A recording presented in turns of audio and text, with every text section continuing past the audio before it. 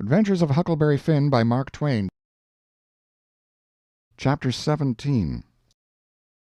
In about a minute somebody spoke out of a window without putting his head out, and says, "Be done, boys! Who's there?" I says, "It's me." "Who's me?" "George Jackson, sir." "What do you want?" "I don't want nothing, sir. I only want to go along by, but the dogs won't let me." "What are you prowling around here this time of night for, hey?" "I weren't prowling around, sir. I fell overboard off of the steamboat." "Oh, you did you? Strike a light there, somebody. What did you say your name was?" "George Jackson, sir. I'm only a boy." "Look here, if you're telling the truth, you needn't be afraid. Nobody'll hurt you. But don't try to budge. Stand right where you are. Rouse out Bob and Tom, some of you, and fetch the guns. George Jackson, is there anybody with you?" "No, sir, nobody." I heard the people stirring round in the house now, and see a light. The man sung out, "Snatch that light away, Betsy, you old fool! Ain't you got any sense? Put it on the floor behind the front door. Bob, if you and Tom are ready, take your places." "All ready."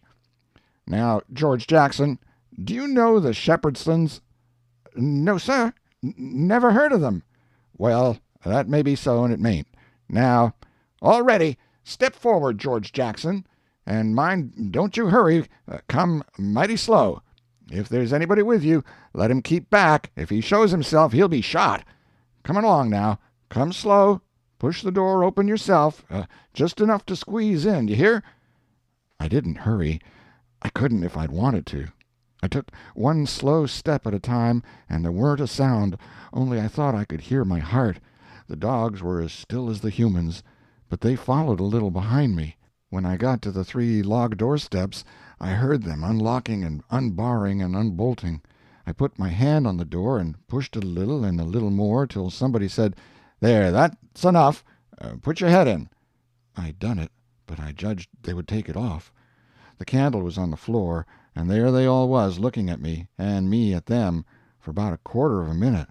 3 big men with guns pointed at me, which made me wince, I tell you.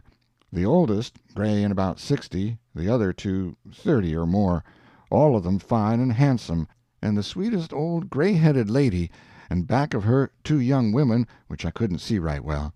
The old gentleman says, "There, I reckon it's all right. Come in." As soon as I was in, the old gentleman he locked the door and barred it and bolted it, and told the young men to come in with their guns, and they all went in a big parlor that had a new rag carpet on the floor, and got together in a corner that was out of the range of the front windows. There weren't none on the side. They held the candle and took a good look at me, and all said, "Why, he ain't a Shepherdson. No, there ain't any Shepherdson about him." Then the old man said he hoped I wouldn't mind being searched for arms, because he didn't mean no harm by it, it was only to make sure. So he didn't pry into my pockets, but only felt outside with his hands, and said it was all right. He told me to make myself easy and at home, and tell all about myself. But the old lady says, "Why, bless you, Saul, the poor thing's as wet as he can be, and don't you reckon it may be he's hungry?" "True for you, Rachel. I forgot." So the old lady says, "Betsy," this was a nigger woman, "you fly round and get him something to eat as quick as you can, poor thing. And one of you girls go and wake up Buck and tell him. Oh, here he is himself. Buck, take this little stranger and get the wet clothes off from him, and dress him up in some of yours that's dry." Buck looked about as old as me, 13 or 14 or along there, though he was a little bigger than me. He hadn't on anything but a shirt, and he was very frowsy-headed. He came in gaping and digging one fist into his eyes, and he was dragging a gun along with the other one. He says, "Ain't they no Shepherdsons around?" They said no, 'twas a false alarm. "Well," he says, "if they'd 'a' been some, I reckon I'd got one." They all laughed, and Bob says, "Why, Buck, they might have scalped us all. You've been so slow in coming." "Well, nobody come after me, and it ain't right I'm always kept down. I don't get no show." "Never mind, Buck, my boy," says the old man. "You'll have show enough, all in good time. Don't you fret about that. Go 'long with you now, and do as your mother told you." When we got upstairs to his room, he got me a coarse shirt and a roundabout and pants of his, and I put them on. While I was at it he asked me what my name was, but before I could tell him he started to tell me about a blue jay and a young rabbit he had catched in the woods day before yesterday, and he asked me where Moses was when the candle went out, and I said I didn't know. I hadn't heard about it before, no way. "Well, guess," he says. "How am I going to guess," says I, "when I never heard tell of it before?" "But you can guess, can't you? It's just as easy." "Which candle?" I says. "Why, any candle," he says. "I don't know where he was," says I. "Where was he?" "Why, he was in the dark, that's where he was." "Well, if you knowed where he was, what'd you ask me for?" "Why, blame it, it's a riddle, don't you see? Say, how long are you going to stay here? You got to stay always. We can just have booming times. They don't have no school now. Do you own a dog?" "I've got a dog, and he'll go in the river and bring out chips that you throw in." "Do you like to comb up Sundays and all that kind of foolishness?" "You bet I don't, but Mom, she makes me. Confound these old britches. I reckon I'd better put 'em on, but I'd rather not, it's so warm. Are you all ready?" "All right. Come along, old hoss." Cold corn pone, cold corned beef, butter and buttermilk, that is what they had for me down there, and there ain't nothing better that ever I've come across yet. Buck and his ma and all of them smoked cob pipes, except the nigger woman, which was gone, and the two young women. They all smoked and talked, and I eat and talked. The young women had quilts around them, and their hair down their backs. They all asked me questions, and I told them how pap and me and all the family was living on a little farm down at the bottom of Arkansas, and my sister Mary Ann run off and got married and never was heard of no more, and Bill went to hunt them and he warn't heard of no more, and Tom and Mort died, and then there warn't nobody but just me and pap left, and he was just trimmed down to nothing on account of his troubles. So when he died I took what there was left, because the farm didn't belong to us, and started up the river, deck passage, and fell overboard, and that was how I come to be here. So they said I could have a home there as long as I wanted it. Then it was most daylight, and everybody went to bed, and I went to bed with Buck, and when I waked up in the morning, drat it all, I had forgot what my name was. So I laid there about an hour trying to think, and when Buck waked up, I says, "Can you spell, Buck?" "Yes," he says. "I bet you can't spell my name," says I.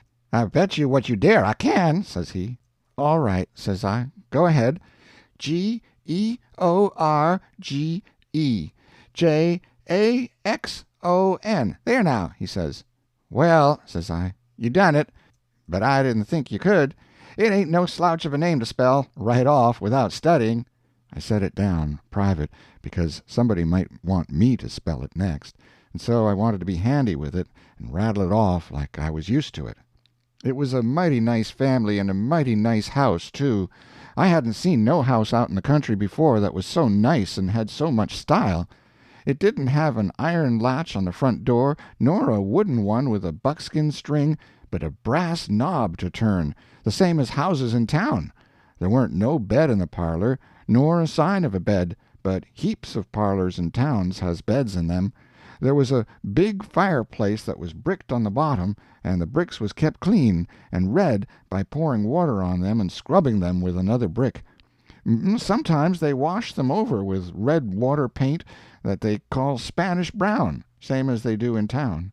They had big brass dog-irons that could hold up a saw log. There was a clock in the middle of the mantelpiece, with a picture of a town painted on the bottom half of the glass front, and a round place in the middle of it for the sun, and you could see the pendulum swinging behind it. It was beautiful to hear that clock tick, and sometimes when one of these peddlers had been along and scoured her up and got her in good shape, she would start in and strike 150 before she got tuckered out. They wouldn't took any money for her. Well, there was a big outlandish parrot on each side of the clock, made out of something like chalk and painted up gaudy. By one of the parrots was a cat made of crockery, and a crockery dog by the other, and when you pressed down on them they squeaked, but didn't open their mouths nor look different nor interested. They squeaked through underneath. There was a couple of big wild turkey wing fans spread out behind those things. On the table in the middle of the room was a kind of a lovely crockery basket that had apples and oranges and peaches and grapes piled up in it, which was much redder and yellower and prettier than real ones is, but they weren't real because you could see where pieces had got chipped off and showed the white chalk, or whatever it was, underneath. This table had a cover made out of a beautiful oilcloth with a red and blue spread-eagle painted on it, and a painted border all around. It come all the way from Philadelphia, they said. There was some books, too, piled up perfectly exact on each corner of the table. One was a big family Bible full of pictures. One was Pilgrim's Progress, about a man that left his family, didn't say why. I read considerable in it now and then. The statements was interesting, but tough. Another was Friendship's Offering, full of beautiful stuff and poetry, but I didn't read the poetry. Another was Henry Clay's speeches, and another was Dr. Gunn's Family Medicine, which told you all about what to do if a body was sick or dead. There was a hymn book and a lot of other books. And there was nice split-bottom chairs, and perfectly sound, too, not bagged down in the middle and busted, like an old basket. They had pictures hung on the walls, mainly Washingtons and Lafayettes and battles and Highland Marys, and one called Signing the Declaration. There was some that they called crayons, which one of the daughters which was dead made her own self when she was only 15 years old. They was different from any pictures I ever seen before, blacker, mostly, than is common. One was a woman in a slim black dress, belted small under the armpits, with bulges like a cabbage in the middle of the sleeves, and a large black scoop-shovel bonnet with a black veil, and white slim ankles crossed about with black tape, and very wee black slippers, like a chisel, and she was leaning pensive on a tombstone on her right elbow under a weeping willow, and her other hand hanging down her side holding a white handkerchief and a reticule, and underneath the picture it said, "Shall I never see thee more, alas?"